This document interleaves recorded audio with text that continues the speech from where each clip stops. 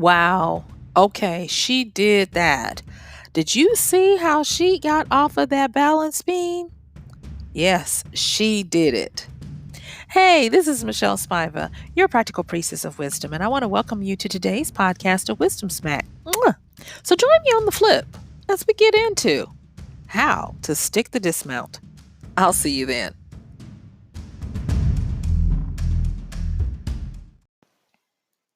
Recently, I was watching one of the greatest gymnasts, Simone Biles, and how she was faring under a lot of obstacles in her career.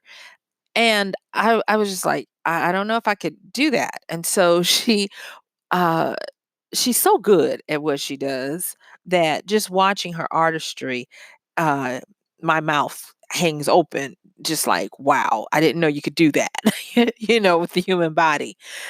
But in watching her, I did get a wisdom smack. And as she was doing a difficult um, set of routines that she had come under fire for the points valuation and some other things, I was like, okay, I wonder, if she's going to be able to stick that dismount, of how she ends it, because she, had a great run of the routine, but it could go all in the all haywire trying to get off of the beam. And so I'm sitting there with my holding my breath actually and wondering, and nope, just as normal as she normally does, she stuck the dismount. And the wisdom smack that this time it wasn't a little kiss, it was a smack upside the head. It was, this is how you ought to do something. No matter what, you should always have a resolution power play. Now, I was going to actually call this podcast Resolution Power Play, but I was like, nobody's going to know what I'm talking about.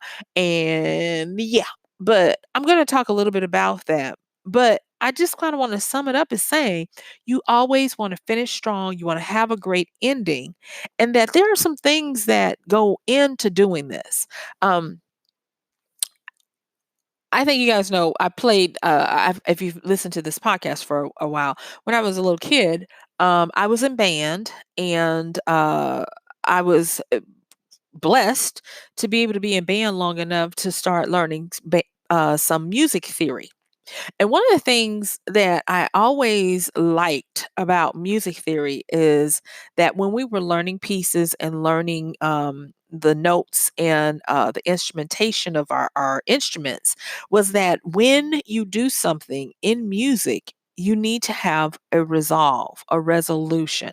So if you do a flourish, if the markings on the page have a fortissimo, or a piano, it always has somewhere to go and to resolve. If you have a crescendo or a decrescendo or however it is, and y'all, I'm just happy I still remember all this stuff, proverbially patting myself on the back. Um, I liked that in music to make it an enjoyable experience for the listener as well as for the artist. There always needed to be a resolve. And not only that, in the resolve, how you came out of what you created or how you came out of what someone else created for you to do, that was part of the beauty and the artistry. And I kind of likened it to this. Whenever we came to the resolve, it was not where you left a question or even a question mark in the person's mind that this was the end or that this could have been better. No, this is where you put a definitive period or an exclamation point with pride that you came to do what you did. It was fulfilling, and now it's done. And I liked that. And so when I was watching Simone Biles, the great gymnast, do her routine, it was the same feeling. It was, this is a great resolve. This was how you play the power play of finishing either what you start or what has been put before you.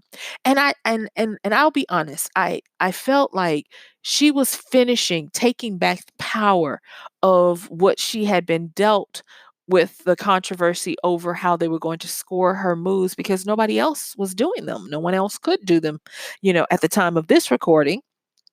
But she took back the power to resolve things in such an eloquent and powerful way that it was breathtaking. And the whole, arena that was watching, it was amazing. So much so that even though they had downgraded some of her moves, she still made one of the highest scores, and she went on to make history as having the most medals. And so it was, like I said, it was just powerful.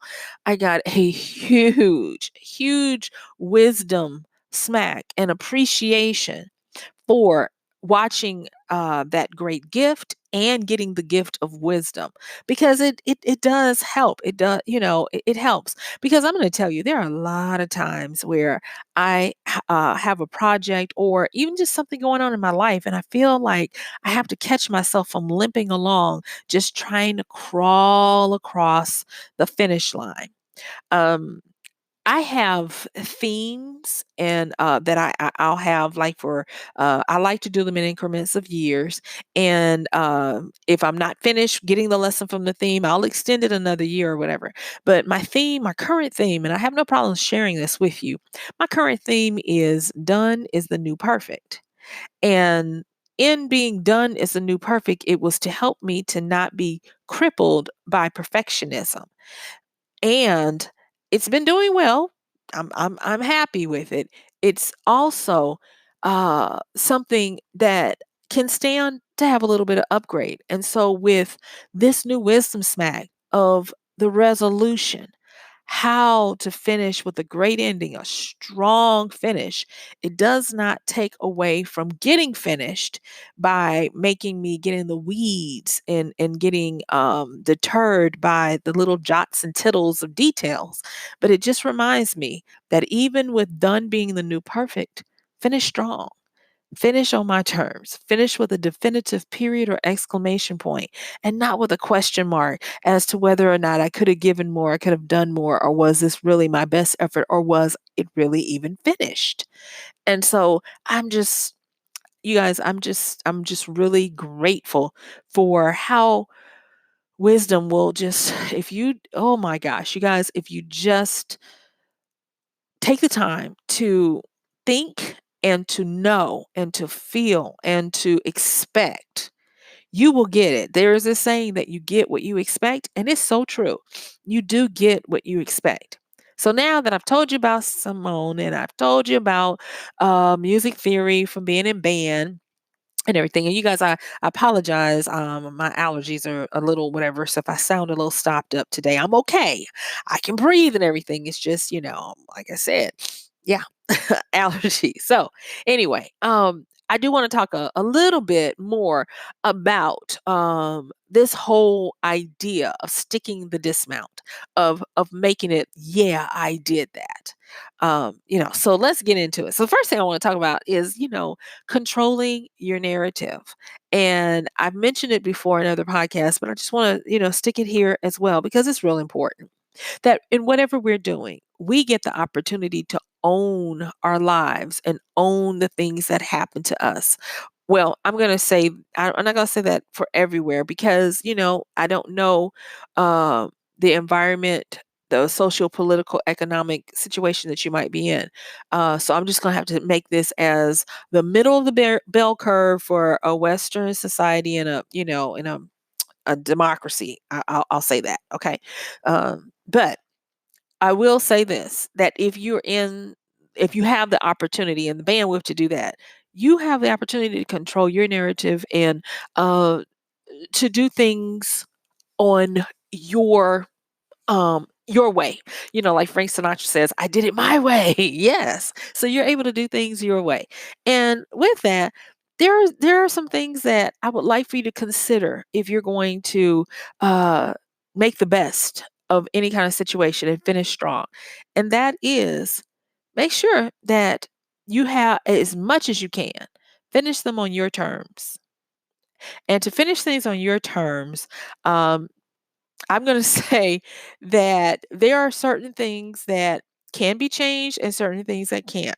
And those things, I can't give you an exhaustive list, but what I will say is this, that a lot of times, I know for me, especially, I hate deadlines. I'm usually able to deliver on a deadline, but I hate them. And it just does something to me. Um, I call it my questioning tendencies with a dash of rebel or whatever. But those deadlines, they tend to do me in because I feel like they're arbitrary, and I feel like that this is somebody else trying to exert control over me.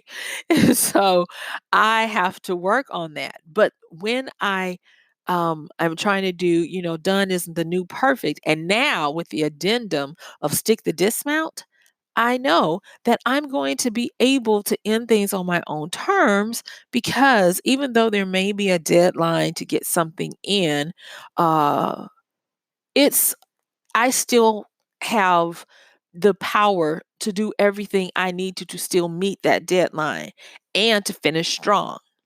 And then the thing is that for when you're trying to complete something, bring something in, um, I you have to kind of like be able to almost be mystical, psychic even, because there's so many unknowns and unknown variables that can happen. But I have found, and it's because I work with a lot of creative projects and I have to do a lot of things that I've never done before. A new book, you've never written that book before, and each book I found is different. When I'm working on a new creative project with someone, we've never done that before, so I don't know how it's going to end up. We have a hope, but you don't know. And so there are a lot of unknown variables. But what I will say is that when I am looking at it, I do understand that first and foremost, I have to now finish strong, and that I have the power and the ability to control the narrative, to control the story of how this went down. And there's this little thing, I can't remember the exact guy who said it, but I know what he said because it stuck with me for years. And it's kind of like a future casting. And that's what we call it now. He didn't call it that at that time, but he said that when there were things that he wanted to get done, he would pretend like they had already happened, and he would talk either to himself or to a friend. And he would just say, if he was talking to somebody else, he's like, I want you to pretend with me that this happened, and whatever I said, you just be like, agree with me. And so he would start with, remember the time when, and he would bring up all of the stuff that's going on. So remember the time when I was stuck here and I had to be, because I think he was a comedian, if I'm not mistaken, if my memory serves me correct. But anyway, he was saying, remember the time when I needed to be on stage and I was 6 states over with a snowstorm and I didn't know how I was going to get there, and I needed to be there or it was going to be bad and I wasn't going to be able to get booked again or whatever. And so he goes on and he tells the story of what's really happening, but he imagines that it all worked out. And this was the part that stuck out for me at that time. He did not come up with how it worked out. He just said that it worked out and it was all good. And since that time, I have had some rough scrapes, close calls. I'm pretty sure I'll have more because, that's part of life. In this life, you will have troubles.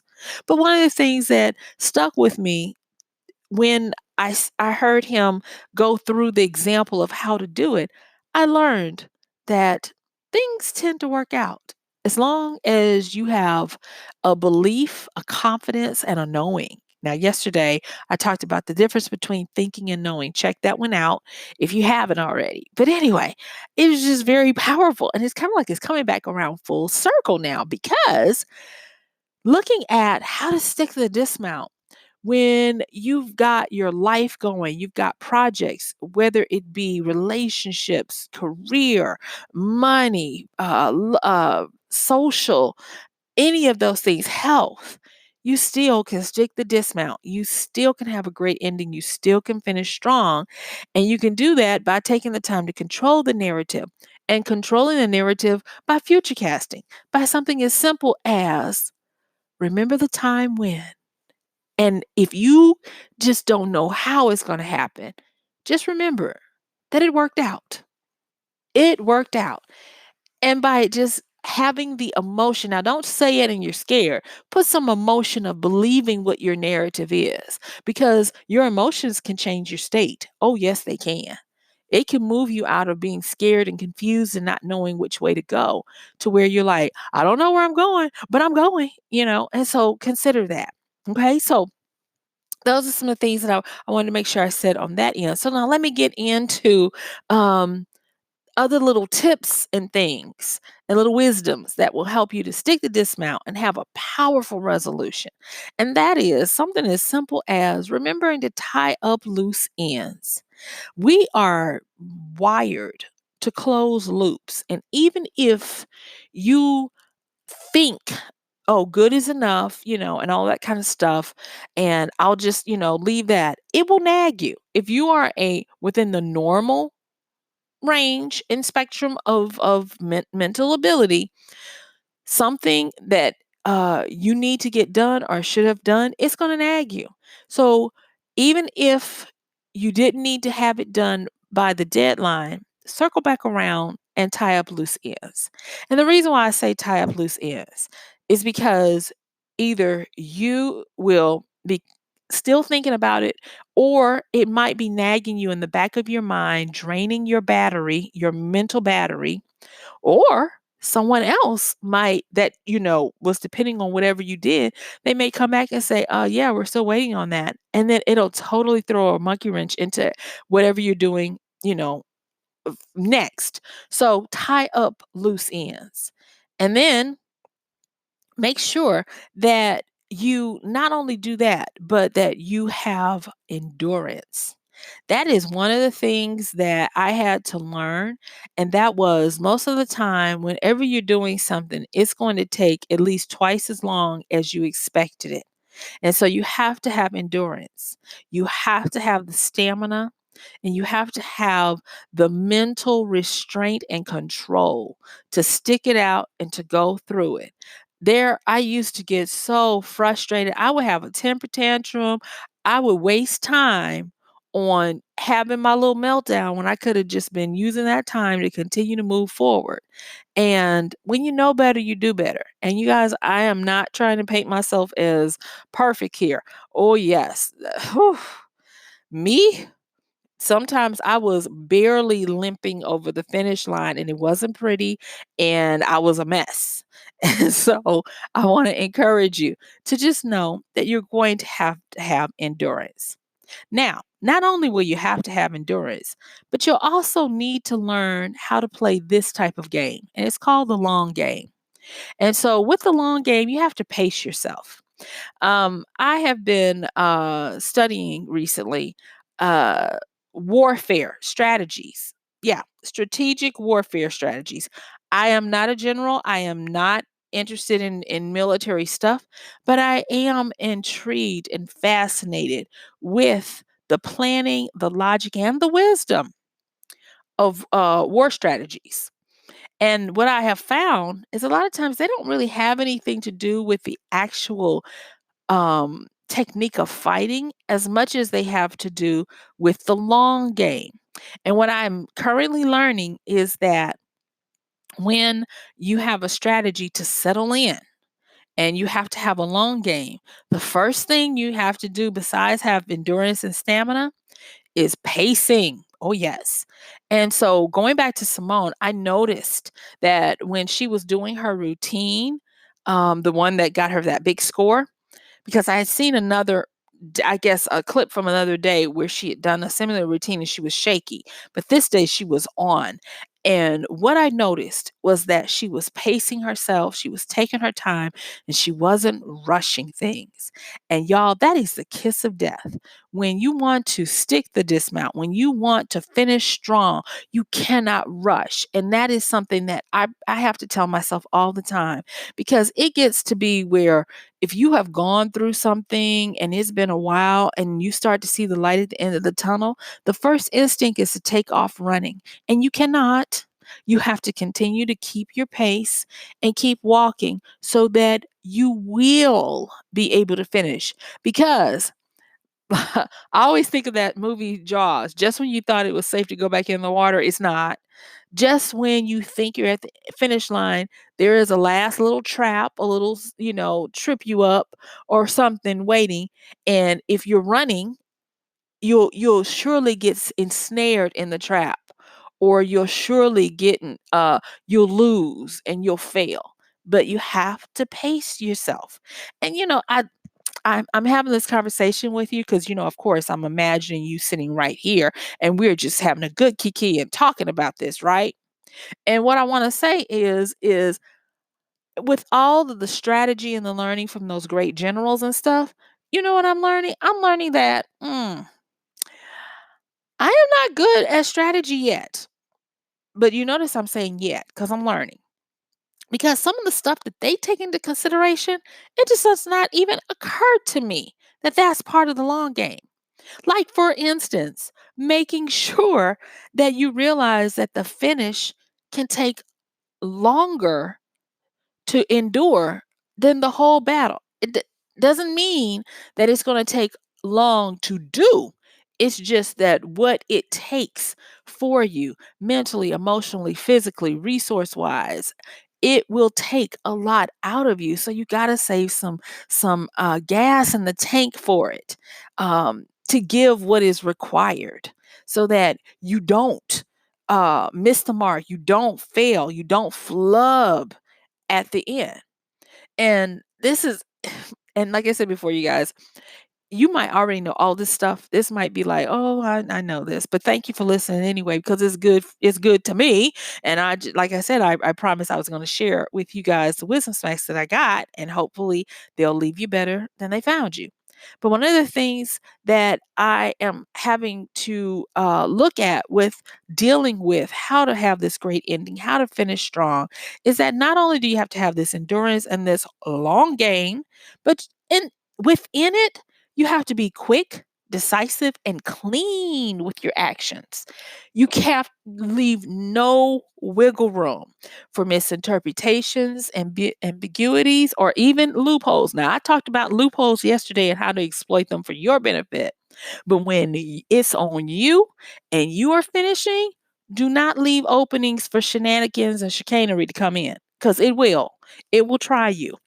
Um, Stephen Pressfield's book, The War of Art, is a powerful book, and he talks about restraint. Not restraint. He talks resistance. So he talks about resistance and how resistance will always be trying you whenever you're trying to create an endeavor to do something. And I'm just going to say it here, that if you are caught slipping, if you are just like, oh, I just want to finish, I just want to get done, you know, be careful, because resistance can come in and cause some havoc in your whole project, where you'll be like, I thought I had it, and it slipped out of my grasp. So even with trying to pace yourself for the long game, you gotta be quick. And I'm gonna say quick witted.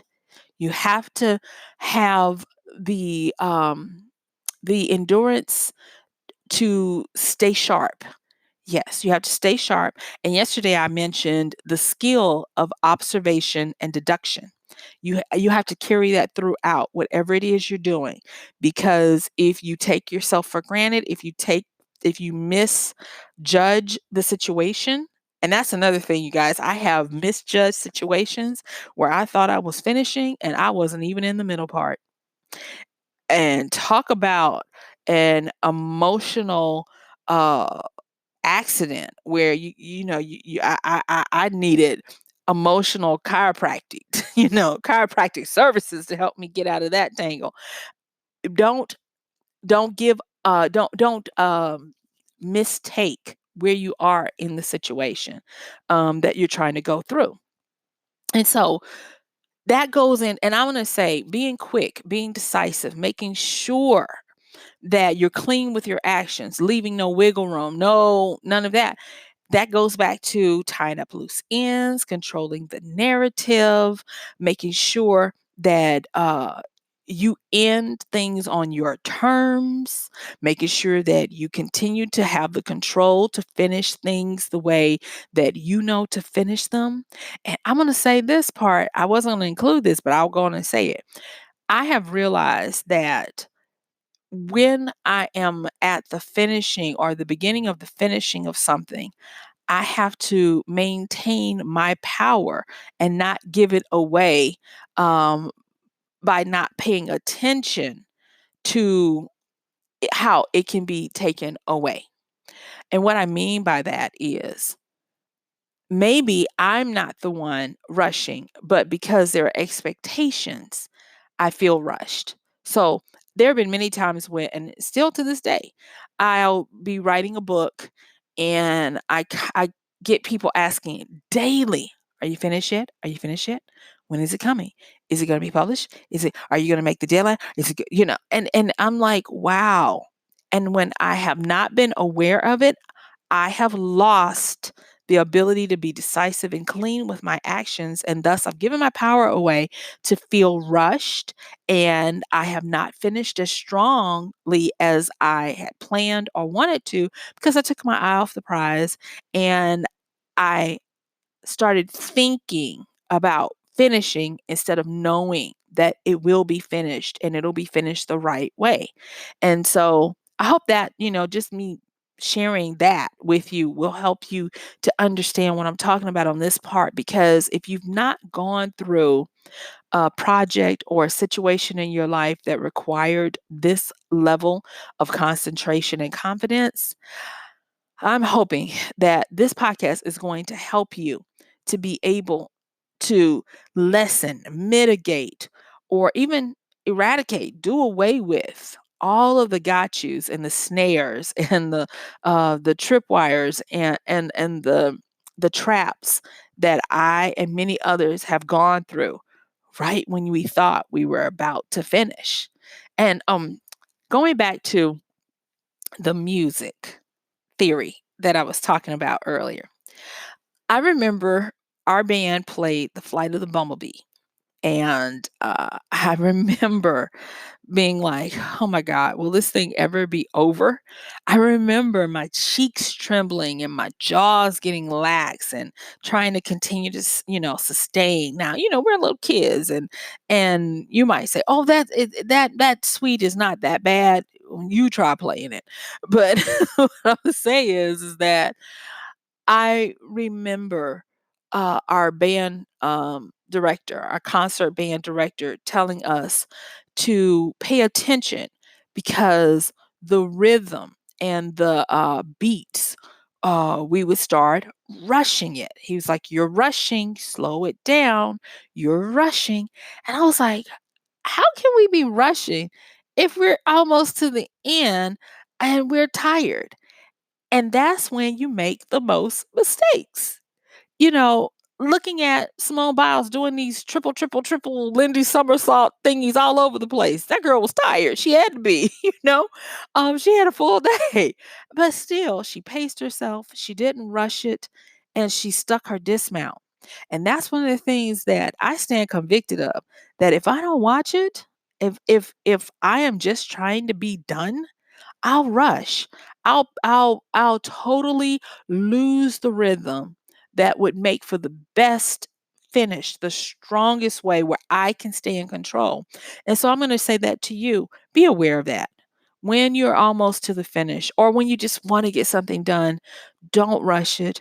Don't say, I just want to get this done. I just want to, and you start taking shortcuts because it's not going to hurt others. It's going to hurt you because your mind, remember, if you don't tie up loose ends, and you can't tie up loose ends if you're rushing, because you're going to always forget something if you're rushing. So if you don't do that, you're going to cause yourself worry and mental battery drain in the back of your mind because you didn't give it your best or you didn't finish the way you wanted to or you didn't finish strong. So just take the time to do it now and don't let external forces make you feel like it. Don't let your body or fatigue rush you. And please know that when you are in control of your narrative, you can always go back to the story you told yourself, and you can become that person who remembers that time when, and you can be able to finish strong. So, guess what? Yep. My time is up. I sure do thank you for yours. This has been Michelle Spiva, your practical priestess of wisdom, with another podcast of Wisdom Smack. Mwah. I love you dearly. Thank you guys so much for showing up with me every day. It's hard sometimes to even think that anybody cares, and then you do wonderful things like listen and send me comments and just support. So thank you so much. And guess what? I'll see you tomorrow.